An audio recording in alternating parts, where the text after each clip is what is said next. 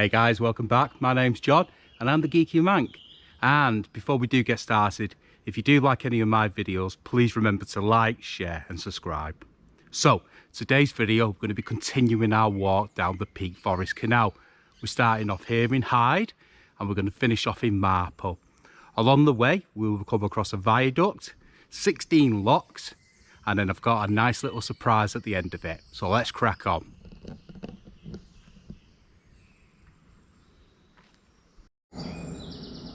Hey guys, so in my first video, I give a little basic bit of information about the actual canal and its construction. But this time, I'm going to give a few more. So it's time for our first lot of geeky facts. Let's go.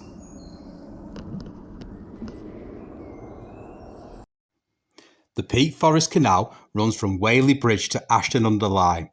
The main objective of the canal was to improve the transportation of bulk manufactured goods and raw materials, particularly limestone, from the quarries at Dove Holes. Construction was financed by a joint stock company formed in 1793 called the Peak Forest Canal Company. Benjamin Outram was appointed engineer and was also responsible for the Ashton, Derby and Huddersfield canals. Work started in 1794 and after financial difficulties was finally completed in 1799.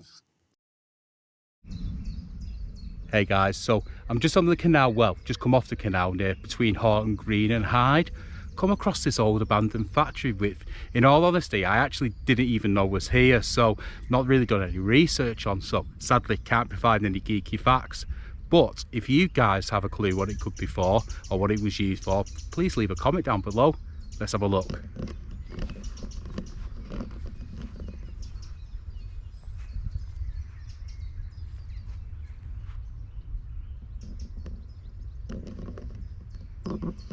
If you guys are able to tell me what it is, then if I'm honest with you, I might go and have a little explore it there in a video coming forward.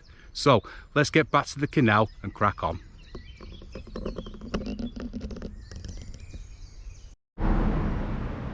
Hey guys, welcome to Woodley Tunnel. So, time for some geeky facts.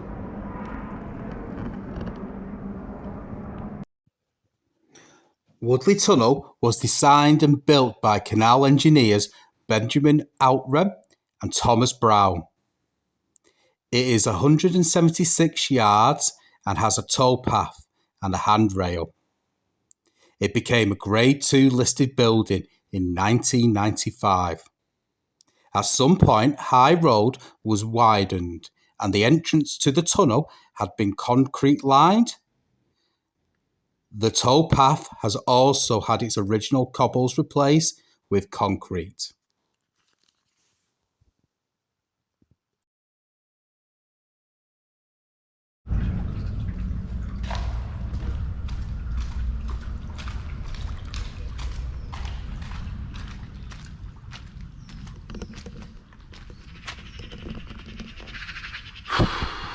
It's a bit hairy that.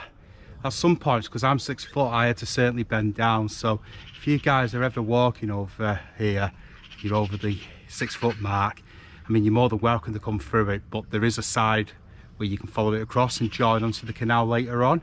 So let's crack on. Hi guys, and welcome to Hyde Bank Tunnel. Now, this section of the tunnel is about 308 yards long and actually has no towpath. So let's go and take a little bit of a further look if possible. Let's go. So as you can see, we're outside the entrance now, and yeah, obviously there's no towpath. So what would have happened with this before engines being used on the barges is the Shire horses would have followed it round. Then what would have happened is the workers would have actually got on top of the barge and used their feet to guide themselves right through the tunnel, which sounds like quite a hairy job to me, something I certainly wouldn't find appealing. So let's crack on to the next section. Let's go.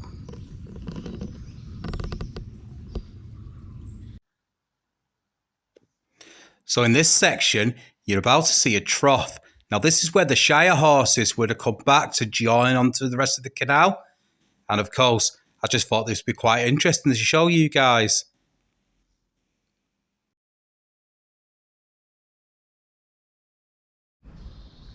So here we are at the opposite end of the tunnel. The guys would have forced their way through, losing their legs and feet. That's the path there where we saw the trough, and of course the Shire horses would have continued down here, reconnected and then carried on. So let's crack on.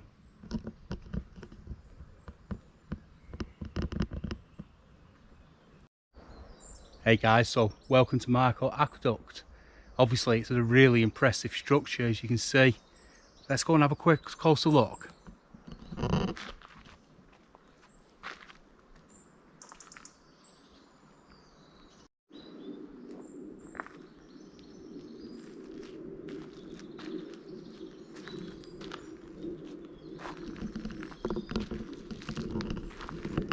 Right guys, so we're going to go and join the canal again, and I'll give you some geeky facts. Let's go.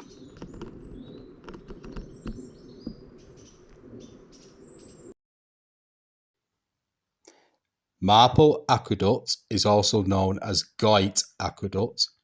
It's the highest canal aqueduct in England and the highest masonry arch aqueduct in Britain. Benjamin Outram was responsible for the design, and Thomas Brown was the resident engineer for the construction. It was completed in 1799.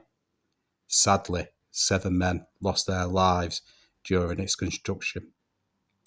The aqueduct is an ancient monument and is Grade 1 listed.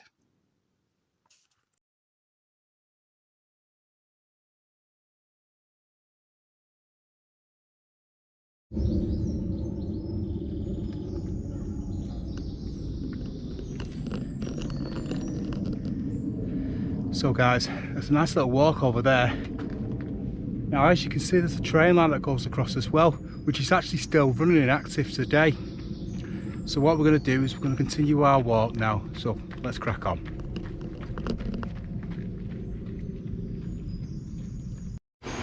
Hey guys, so we're at the start of the 16 locks here in Marple. So time for some geeky facts.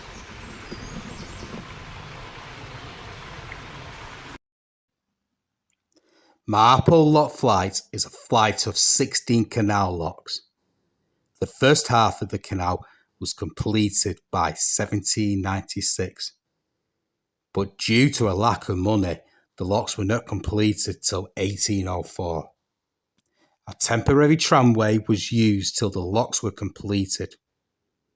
With the end of commercial carrying, the locks became unusable, and by the early 60s had become impassable. Restoration began in the late 60s and was fully restored and reopened in 1974.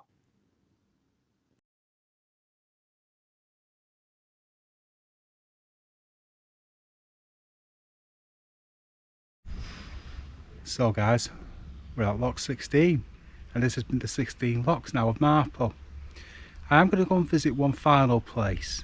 It's about a 10 to 15 minute walk away. But what I will show you is this final lock. It actually connects onto the Macclesfield Canal.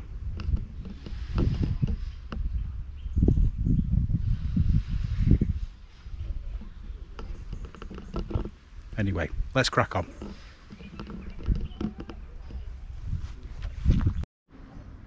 Hey guys, so we're actually at the final part where we're coming to visit today, and this is the Roman Lakes. Now, there is a tea room, and sadly the day that I've decided to come, the actual tea rooms are closed for the lakes, so unfortunately this is the closest I can get. But we'll give you some geeky facts anyway whilst we're here, so let's do it.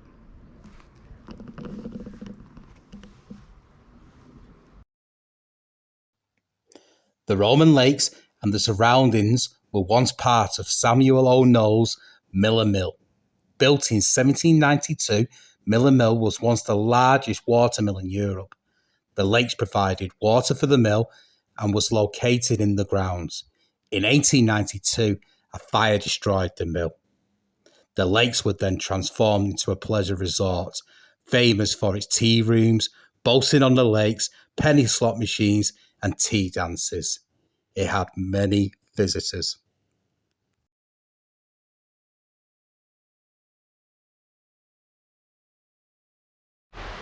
Hey guys, so this is Samuel O'Nolan's home. It was built in 1791, according to this information on here, and this is what remains of it.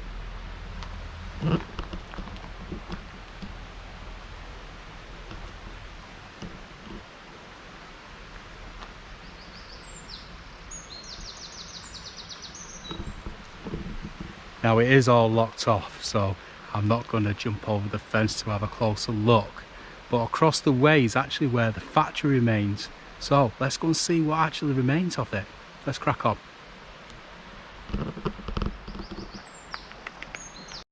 So we're just on the outskirts now of what remains of the mill. Now it was a 6-storey mill, so at the time definitely was one of the largest mills that ever constructed, as I gave the information when we went to the lakes. So let's just have a quick look and see what we can find.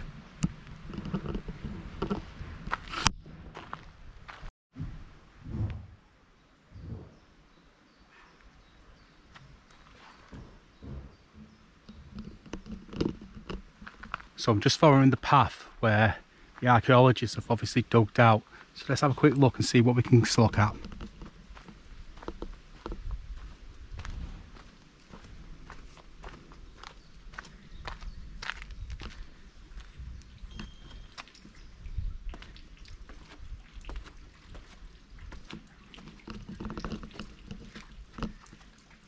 Now here's where the water mill would have been, and this is what would have been used to actually power the factory. Again, you can see it would have been a huge one set. Let's have a quicker look, deeper look for you.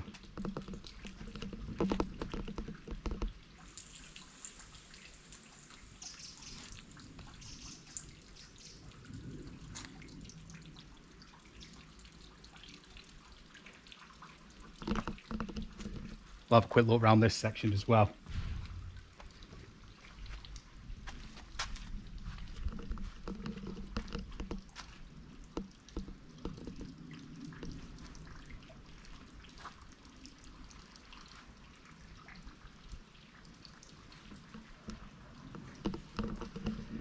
I mean, for that fire to have destroyed it all in one go, I mean, Coles Cotton would have been involved and would have on set and made it flames go up so big. But I can imagine the devastation, but I mean, this is what remains, and very, very impressive section. So I'll see if there's anything else that we can find whilst we're here.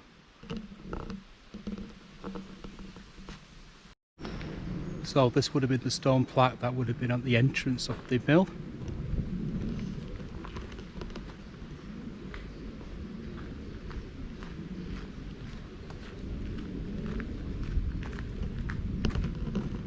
Just going to have a quick look over here, see if there's any other interesting facts that we can look at. Let's have a look. This is again where the water wheel would have been, just to give you a bit more of a bird's eye view of it.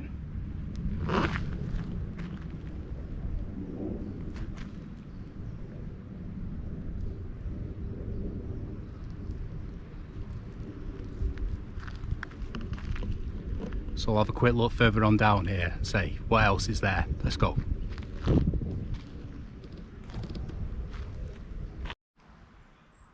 So at the bottom, that's where the wheel would have been. It would have created all the power and steam, well, for the water to bring through. And this is what remains of the steam room. And of course, that would have been the one that would have produced all the power to get all the machinery going within the factory. I'll have a quick look round, see if there's anything else. Let's crack on.